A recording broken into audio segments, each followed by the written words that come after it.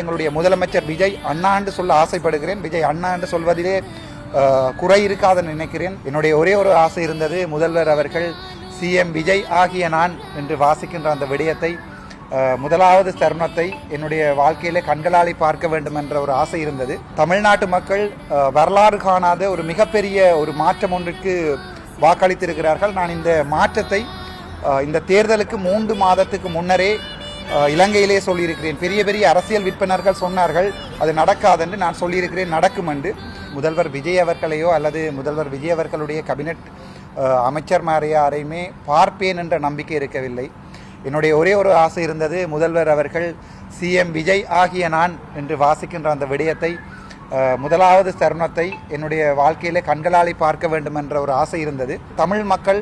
தமிழ்நாட்டு மக்கள் வரலாறு காணாத ஒரு மிகப்பெரிய ஒரு மாற்றம் ஒன்றுக்கு வாக்களித்திருக்கிறார்கள். நான் இந்த மாற்றத்தை இந்த தேர்தலுக்கு 3 மாதத்துக்கு முன்னரே இலங்கையிலே சொல்லியிருக்கிறேன். பெரிய பெரிய அரசியல் விற்பனர்கள் சொன்னார்கள் அது நடக்காதென்று, நான் சொல்லியிருக்கிறேன் நடக்கும் என்று.